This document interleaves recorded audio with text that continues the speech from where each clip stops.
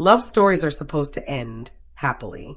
Two people overcome obstacles, fight for each other, and finally find peace. But sometimes, what begins as a fairy tale slowly turns into a nightmare. Jenny Slatten and Sumit Singh were once seen as proof that love could conquer anything. On 90 Day Fiancé, they defied age gaps, cultural pressure, and family opposition.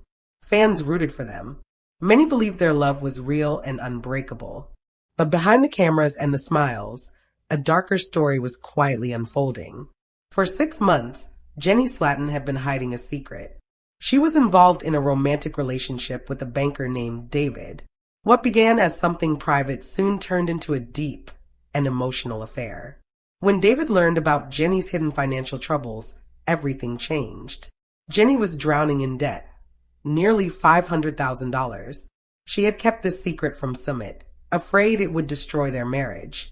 Instead of judging her, David made her a promise. He told her he would take full responsibility for paying off her debt. That promise brought them closer than ever. Their relationship intensified.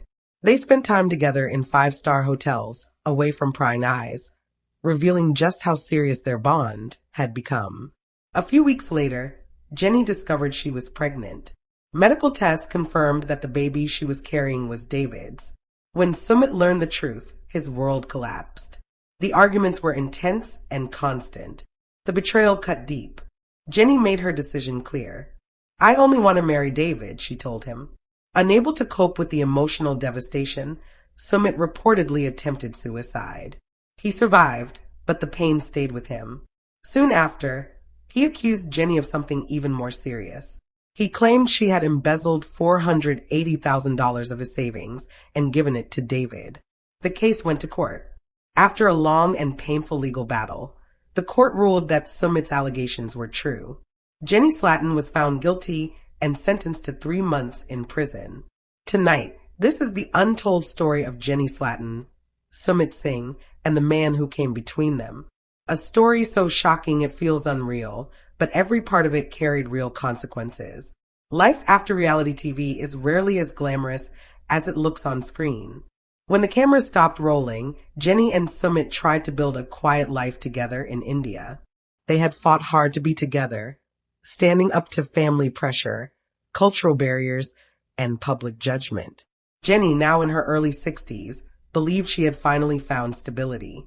Sumit, younger and still learning to carry responsibility, worked tirelessly to support them. To the outside world, they looked happy, but beneath the surface, cracks were forming. Jenny missed California. She missed the comfort of her old life and the financial security she once had. Sumit loved her deeply, but he struggled to provide the lifestyle Jenny was used to. Their laughter was real, but reality was heavier than any television storyline. Friends began to notice Jenny's restlessness. Late at night, she would scroll through her phone, messaging people online. When asked, she said she was just keeping in touch with friends back home. But the truth was different. Jenny was searching for something more. A spark she felt had faded from her marriage. That spark arrived in the form of David. David was a charismatic banker Jenny met through a mutual acquaintance. At first, their conversations were harmless. They talked about life, money, and the challenges of living abroad. But slowly, Jenny began opening up to him in ways she no longer did with Sumit. David was everything Sumit wasn't. He was financially secure, confident, and decisive. He listened without judgment and offered solutions instead of apologies. For Jenny, who had lived with financial stress for years, David felt like safety. What began as a friendship quietly crossed a line. Jenny didn't fully realize it at first, but she was standing at the edge of something dangerous. To the world, Jenny and Sumit still looked like the couple who had beaten the odds. But behind closed doors, Jenny's heart was drifting away, and Sumit had no idea. Jenny had always lived by routine in India. Mornings filled with tea, small conversations, and daily chores. But over time, she felt empty. She wanted a connection that made her feel young again. David filled that space. Their first meeting had been brief and ordinary, but what followed was not. Jenny began messaging him about her struggles, her loneliness, and her fears. David listened patiently. He made her feel understood. Soon, their conversation stretched late into the night. Jenny waited until Sumit fell asleep, then quietly reached for her phone. David's words were comforting and powerful. He spoke with confidence and certainty. When Jenny hinted at her financial problems, David didn't pull away. He leaned closer. Sumit loved her, but he had limits. He couldn't erase her debt. He couldn't give her financial peace. David could. Slowly, invisible lines were crossed. Jenny dressed differently when she knew she would see David. She laughed more. Her eyes sparkled again. David noticed and encouraged it. He told her she deserved more. He told her she was still beautiful. Their first private meeting was meant to be about finances. But sitting together in a quiet cafe, the air changed. Jenny felt excitement she hadn't felt in years. From that moment, the affair became physical. Jenny knew she was crossing a line she could never erase. But in David's arms, she felt alive. Every secret meeting pulled her further away from Sumit and closer to disaster. Jenny had carried her debt like a shadow for years. When she finally confessed everything to David, she expected judgment. Instead, she received a promise. David listened as she revealed the full truth. $500,000 in debt. Her voice shook as she spoke. But David didn't hesitate. "You don't have to worry anymore," he told her. "I'll take care of it." The words felt unreal. He repeated them calmly, confidently. He told her she had suffered long enough. For Jenny, it felt like salvation. From that moment on, their bond deepened beyond control. And without realizing it, Jenny stepped into a storm that would destroy everything she had fought for. Every time Jenny met David, he reassured her that the debt was no longer her problem.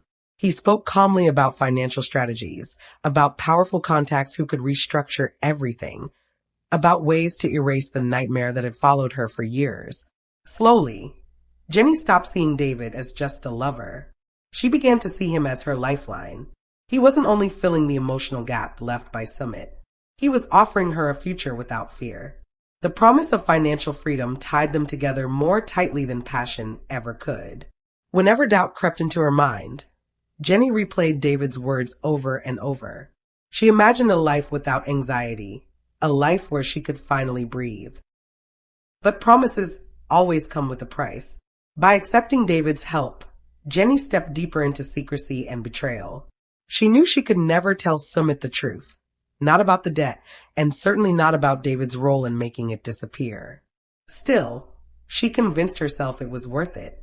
Hadn't she given up everything to be with Sumit? Didn't she deserve happiness, security, and peace? David's promise wasn't just about money. It was about power, control, and the intoxicating feeling of being rescued. And for Jenny, it was a promise she couldn't resist, even if it meant destroying everything else in her life. The affair became more than a secret. It became her lifeline. Once David promised to erase Jenny's debt, their relationship entered a new phase. What began with quiet conversations and hidden meetings turned into a world of indulgence Jenny never thought she'd experience again. David spared no expense. He booked five-star hotels in the heart of Delhi, places filled with marble floors, soft lighting, and the scent of fresh roses. For Jenny, who had grown used to modest living with Sumit, these escapes felt unreal. In those hotel rooms, she rediscovered a version of herself she thought was gone forever. David bought her elegant dresses. She drank champagne from crystal glasses and enjoyed private meals prepared just for them. The woman who once counted every rupee was suddenly surrounded by luxury. But every night of comfort added another layer of lies. Jenny told Sumit she was visiting friends, running errands, or needing time alone. Sumit trusted her. He believed their marriage, though strained, was still intact. He had no idea that while he waited at home, Jenny was lying beside another man. David embraced the role of provider. He reminded Jenny she deserved this life. He told her she had suffered long enough, and that he could give her everything Sumit couldn't. His words were powerful, and Jenny clung to them. Still, guilt followed her home. She smiled at Sumit, cooked meals, and acted as if nothing had changed. But inside, she knew she was living a double life. The lies grew heavier. She rehearsed excuses, carefully planned her movements, and told herself it was temporary. Deep down, she knew the truth. She wasn't just surviving anymore. She was addicted to the life David offered. Luxury became her escape. Lies became her currency. And every secret meeting pulled her deeper into a web she couldn't escape. The affair was no longer just dangerous. It was a ticking time bomb. Jenny believed she had experienced everything life could throw at her. Love, loss, sacrifice, judgment. But nothing prepared her for the moment she stared at the small white stick in her hand. She was pregnant. At first, she laughed nervously, almost in disbelief. She was older. This wasn't supposed to happen. But the test was clear. The fatigue, the nausea, the changes in her body suddenly made sense. She sat on the edge of the bed in the hotel suite David had booked, her hands shaking. The place where she had hidden her secret life had now delivered a truth she could not escape. When she told David, his response was immediate. He took her hand and said, "This is our child. We'll face this together." His words comforted her and terrified her. There was no hiding a pregnancy forever. Once the truth came out, everything would collapse. Her marriage, her reputation, her carefully built lies. Still, a part of her felt hope. Carrying David's child felt like a new beginning. She imagined a future free from debt, free from constant struggle, free from the tension that had defined her life with Sumit. But reality was never that kind. Jenny knew the questions were coming. How would she explain this to Sumit? How would she face his family, who had never fully trusted her? What would fans think when the truth surfaced? The scandal would be explosive. She avoided Sumit more than ever, blaming exhaustion and illness. In truth, she was hiding a growing storm. The pregnancy was no longer just a secret. It was a countdown. Jenny had crossed many lines before. But this was different. This wasn't just betrayal. This was life itself. And once the truth came out, nothing, not her marriage, not her image, not even her freedom, would remain untouched. As the weeks passed, another fear settled in. Paternity. Jenny knew the answer in her heart, but doubt still haunted her. What if there was even a small chance the baby was Sumit's? The question grew louder every day. David was the one who insisted on the test. "We need to know," he told her. "Not just for us, but for the baby." Reluctantly, Jenny agreed. They went to a private clinic far from home to avoid suspicion. The sterile rooms and quiet machines only made her anxiety worse. The test itself was quick, but the waiting felt endless. Jenny avoided Sumit completely, checking her phone constantly for updates. When the results finally arrived, her hands trembled as she opened them. The answer was clear. The baby was David's. Jenny's breath caught in her throat. Seeing it confirmed made everything real. There was no turning back now. The child she carried did not belong to Sumit. And once that truth came out, everything would change. The confirmation changed everything. Jenny sat in silence, the test results resting on the table between her and David. The room felt smaller, heavier, as if the air itself had thickened. There was no room left for denial, no space for excuses. The child she carried was David's, and with that truth came consequences she could no longer avoid. David broke the silence first. He spoke calmly, confidently, already planning the next steps. He talked about doctors, finances, and a future that no longer included Sumit. To him, the path forward seemed clear. To Jenny, it felt terrifying. That night, she returned home later than usual. Sumit was waiting, concern written all over his face. He asked if she was feeling okay. Jenny forced a smile and nodded, blaming exhaustion. Every word she spoke felt like another betrayal. But secrets have weight. And Jenny's secret was becoming impossible to carry. Over the next few weeks, Sumit noticed the changes. Jenny avoided physical closeness. She seemed distracted, distant. Her moods shifted without warning. When he asked what was wrong, she brushed it off, saying she was stressed or unwell. Deep down, Sumit felt something was wrong. The truth finally came out during an argument that started over nothing. A missed call, a vague answer, a look that lingered too long. The tension exploded. Sumit asked her directly if there was someone else. Jenny tried to deny it at first. Then she cried. And finally, she told him everything. She admitted the affair. She admitted the pregnancy. And when Sumit asked the question he already feared, she whispered the answer. "The baby isn't yours. The room went silent. Sumit didn't scream. He didn't shout. He simply stared at her, as if trying to understand how his life had collapsed in a single moment. Years of sacrifice, of defending their love, of fighting his family and the world, all of it felt meaningless now. Jenny told him she was leaving.